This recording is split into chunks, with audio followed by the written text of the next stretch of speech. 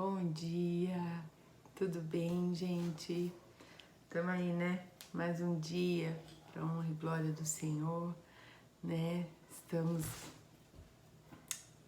nessa quinta-feira já. Gente, como passou rápido a semana, né? Parece que foi ontem que eu me mudei pra cá, como eu contei, né, pra todo mundo já. E de repente já estamos aí já há uma semana praticamente. Amanhã completa uma semana que eu cheguei aqui em Palhoça.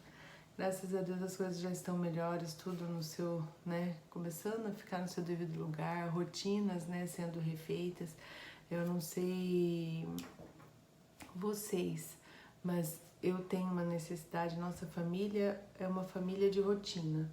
Nós sempre, desde que os meninos eram pequenos, a gente sempre tinha horário para tomar o cafezinho da manhã, horário para dar uma, horário para tudo, sabe? Tinha hora para jogo, tinha hora para brincar, tinha hora para dormir. Tipo, era 8:30 da noite, 8 horas os meninos já estavam dormindo. Então sempre eu tive assim horário de janta, nunca pulei as coisas. Então, e isso fez com que eles também criassem esse hábito de rotina.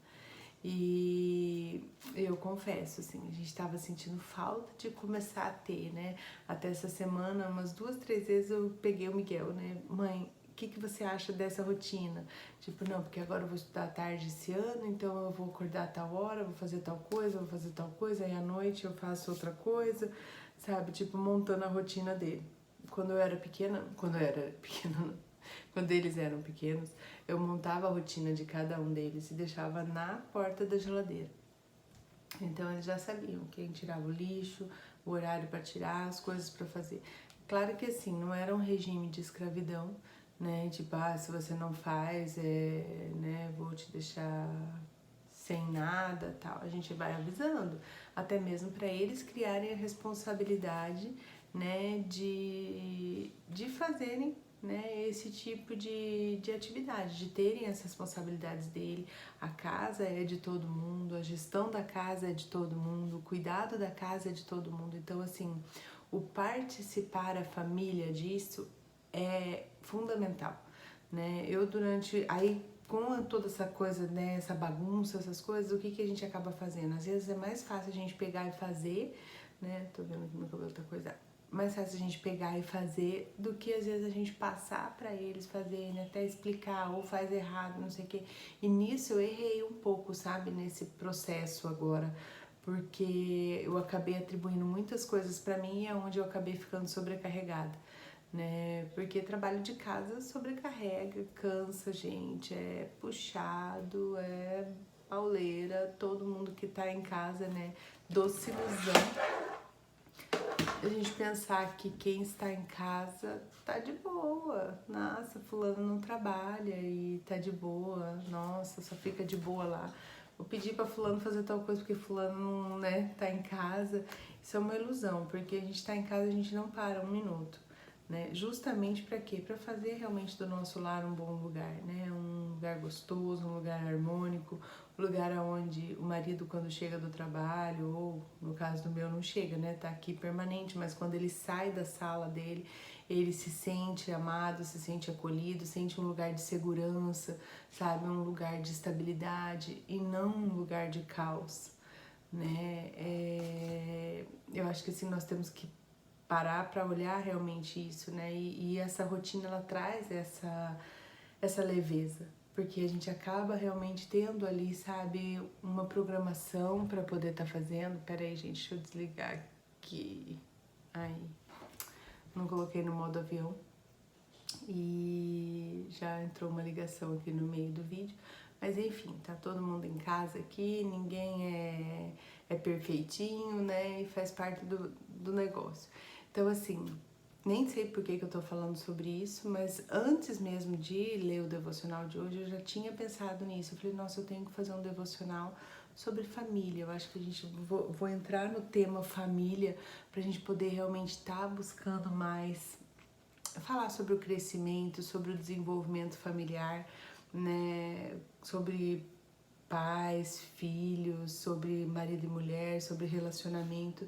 Eu acho que isso vai gerar em nós, né, testemunho e vai gerar em nós crescimento.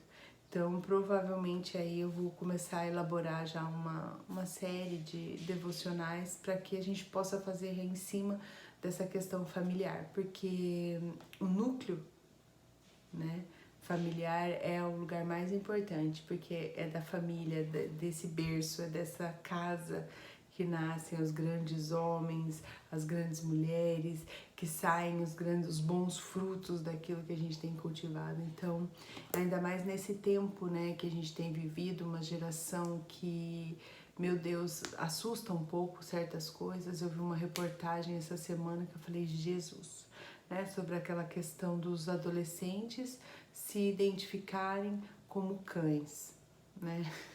Só Jesus na causa. Mas isso aí deixa a gente realmente um pouco assustado. E você sabe que muitas das coisas que a gente acaba estudando, buscando para ver, né, entender como, o que leva uma pessoa a ter uma atitude dessa, o que leva um adolescente ao suicídio, o que leva um adolescente a uma mudança de gênero, né? O que leva um adolescente a roubar, a droga, a certas coisas, você vê que tem toda uma ligação com o núcleo familiar, né? Com aquela formação. Mas isso é um assunto para outro dia, né? Eu vou ler o devocional de hoje, porque o devocional de hoje, gente, ele tá muito maravilhoso, porque assim,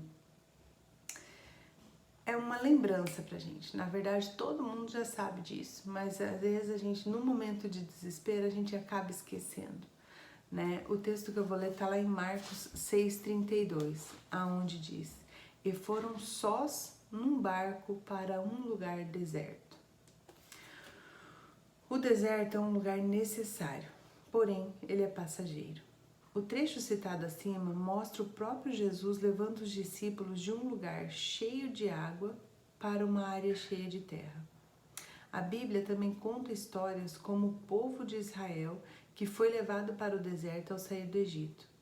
Nos conta também o relato de Ezequiel, que foi guiado por Deus para o vale de ossos secos. E também nos conta sobre a experiência de Jesus, quando o próprio Espírito Santo o direcionou para o deserto. Às vezes achamos que o diabo nos levou a viver no deserto, mas a verdade é que o comando de tudo pertence a Deus. A história de Jó, um grande homem de fé, nos mostra exatamente isso. O Senhor permitiu que ele vivesse cada aflição, pois ele tinha um plano muito maior para Jó para ser cumprido. Deus não deseja nosso mal, mas deveremos reconhecer que existe um propósito dos céus até quando passamos pelo deserto. E Deus faz com que tudo coopere para o bem daqueles que o amam. Portanto, o deserto é um lugar de expectativas. Saiba que os maiores milagres acontecem no deserto. O mar se abriu, o maná desceu do céu, a água foi tirada da rocha, os ossos secos ganharam vida, Jesus venceu o diabo, João Batista ganhou multidões. E mais, Jesus realizou a multiplicação extraordinária no deserto.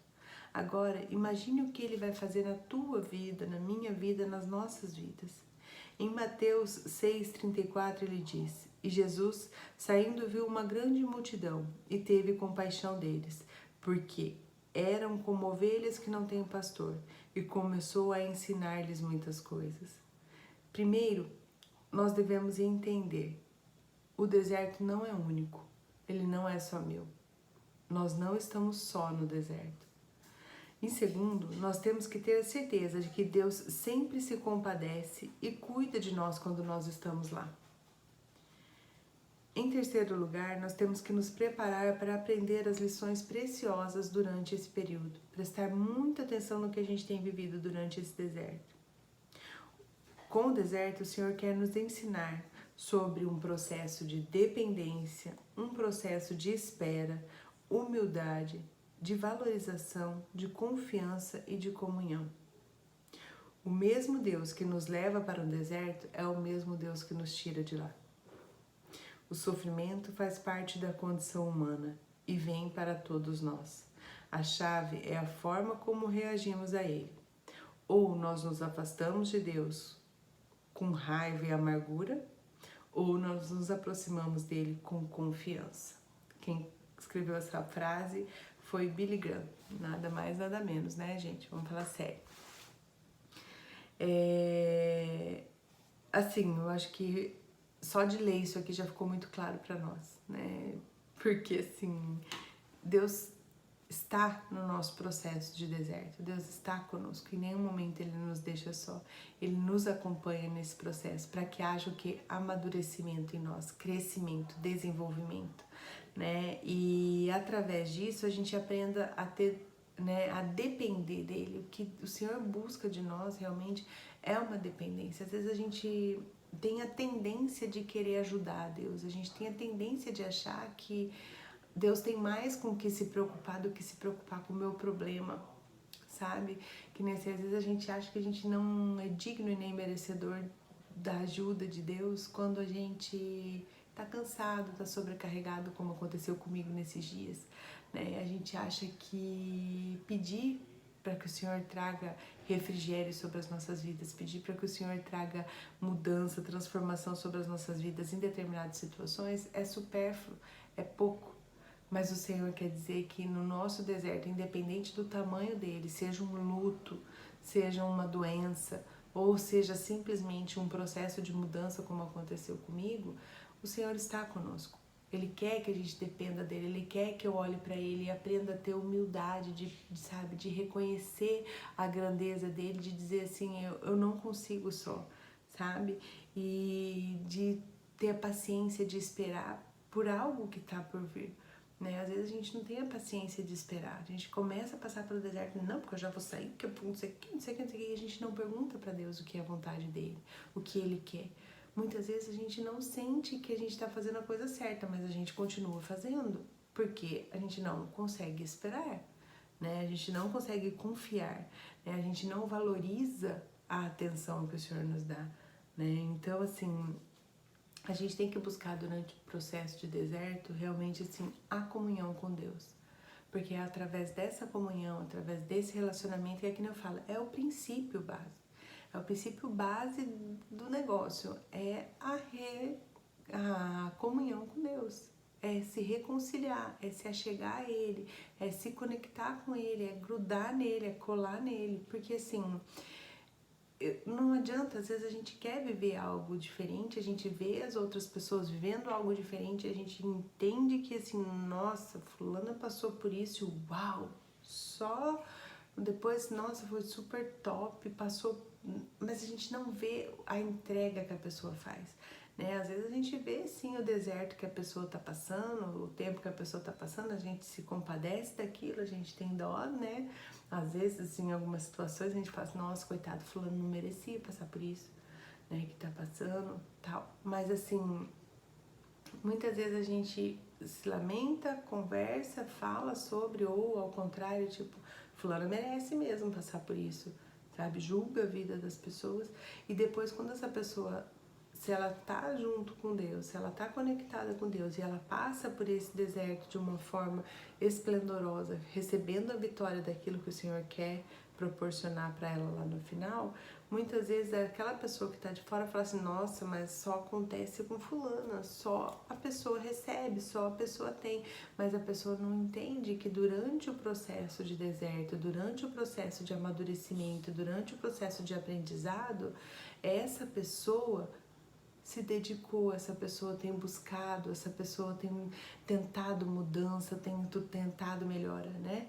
E muitas vezes a gente cai no buraco ali, cai, né, um exemplo, falo buraco, né, cai ali em algo que a gente prefere às vezes sentar em cima daquilo e murmurar, em vez da gente entrar no lugar de confiança, no lugar de adoração, no lugar de, não, tá ruim, mas vai melhorar porque o Senhor está comigo, é perseverar na fé, sabe, é manter esse positivo, né, que nem assim, não tô falando né, tipo, não, o positivo, o positivismo, essas coisas que eu tô dizendo não é referente assim a enfim, a místico, nada disso. O que eu tô dizendo assim é se manter positivo mesmo, é se manter otimista em cima daquilo, é se manter, poxa, sabendo que você tem algo maravilhoso para receber de Deus, que você tem algo que Deus vai fazer, vai mover na tua vida. Se você tá passando por aquela prova, é sinal de que o final da prova, o resultado vai ser muito maior, né? Então, assim, que a gente possa realmente entender que o nosso tempo de deserto não é solitário. Tem outras pessoas também que estão passando, sabe? Às vezes a gente olha para nossa dor e acha que ela é única, que ela é a maior de todas, mas a gente não sabe o que a outra pessoa está passando, né? Então, assim, que a gente realmente possa trazer esse aprendizado para as nossas vidas e entender que nós precisamos muitas vezes passar por esse processo para conseguir colher e aprender daquilo que Deus tem para nós, né? Então, assim, é como o Billy Graham falou, o sofrimento ele faz parte da condição humana.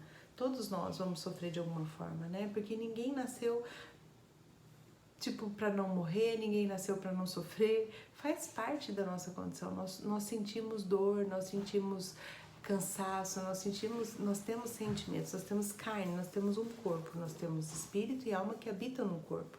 E esse corpo ele sofre as alterações naturais, né? Sol, calor, frio, né? Tudo aquilo que tem que sofrer. E esse sofrimento vem para todos nós. E a chave é a forma como nós reagimos a ele, né? A gente pode reagir, tipo assim, na murmuração, na reclamação, como eu falei, na comparação, muitas vezes, comparando, nossa, porque fulano tem, eu não tenho, porque fulano faz, eu não faço, porque ele é bom, eu não sou nada.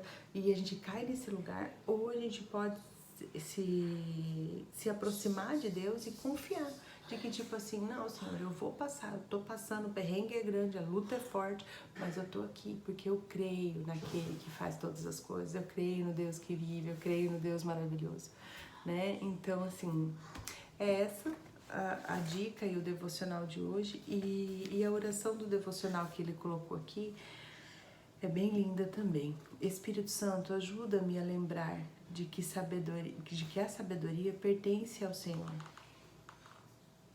E o Senhor nunca me deseja o mal. Tudo o que eu enfrentar é para me aperfeiçoar. Quero ser o que queres que eu seja. Em nome de Jesus. Amém. Essa tem que ser uma das nossas principais orações, porque muitas vezes nós queremos a nossa vontade. Aí o deserto ele demora muito mais para passar, o processo fica muito mais difícil, porque nós queremos a nossa vontade. Mas nós temos sempre que falar, Senhor, seja feita a tua vontade. Que seja feita a tua vontade. Né? Que aí realmente o nosso processo, o nosso deserto, ele fica mais leve, né? Porque o Senhor realmente vai poder fluir de forma diferente em nós e através de nós. Querido Deus, amado Pai, nesse dia, Senhor, nos colocamos na Tua presença para agradecer, Senhor, para bendizer, para glorificar o Teu nome, para exaltar o Senhor, ó Deus, porque o Senhor é o único Pai, maravilhoso. Obrigada, Jesus, porque através da sua morte de cruz nós somos livres, nós temos essa liberdade, nós temos esse acesso. O Senhor nos ensina tantas coisas maravilhosas, Senhor, através da tua palavra. O Senhor nos instrui, Senhor, o Senhor nos mostra o caminho, o Senhor nos traz a paz, o Senhor nos traz alegria, o Senhor nos traz concentração, o Senhor nos traz entendimento. Obrigada, Senhor, porque o Senhor nos liberta, Pai, de muitas coisas, Senhor, no decorrer do nosso dia. Até mesmo, Senhor, em trocas de testemunho, Senhor, em relacionamentos, ó Pai. Obrigado, Deus, porque o Senhor nos criou, Pai, para vivermos conectados, para vivermos ligados ao Senhor, que é a nossa videira, que é a nossa fonte, que é do Senhor que emana todo o poder, é do Senhor que vem toda a força, é do Senhor que vem toda a glória. Nós reconhecemos isso, Pai. Nós reconhecemos que sem Ti, Senhor, somos como galhos, ó Pai, que vamos secando aos poucos, que não damos frutos, ó Deus, que longe do Senhor, ó Pai, nós só perdemos. Por isso, Deus, nós queremos estar na Tua presença, queremos fazer a Tua vontade, queremos caminhar junto com o Senhor em tudo, Pai, porque a Tua graça, Senhor, a Tua graça nos basta. A Sua perfeição, a Tua delicadeza, o Teu amor, o Teu cuidado sobre as nossas vidas nos basta. Porque sabemos que quando estamos assim, Senhor, debaixo desse cuidado, dessa graça, desse favor do Senhor, nós nos sentimos plenos, ó Pai, nos sentimos preenchidas, nos sentimos abastecidas. Por isso, Deus, fica conosco nesse dia. nos traz a paz que excede todo o entendimento humano. Nos traz, Senhor, a alegria que excede, Senhor, toda e qualquer explicação que possa dar, Senhor. Ah, Deus, que nós possamos desfrutar, Pai, de tudo que o Senhor tem para nós nesse dia. Que consigamos, ó Deus, realmente levar o Teu nome, Pai, através das nossas vidas, através das nossas atitudes, dos nossos testemunhos. Que em todos os lugares, seja nos nossos trabalhos, nas nossas casas, na vida dos nossos filhos, dos nossos maridos, ó Deus, nas nossas amizades, num simples café, Senhor, com as amigas, que nós possamos, ó Pai, transbordar o Senhor, ó Deus, em amor e em verdade. Que nós possamos Te servir, Senhor, de corpo, alma e espírito. Esse é meu pedido para hoje, Senhor, a minha oração.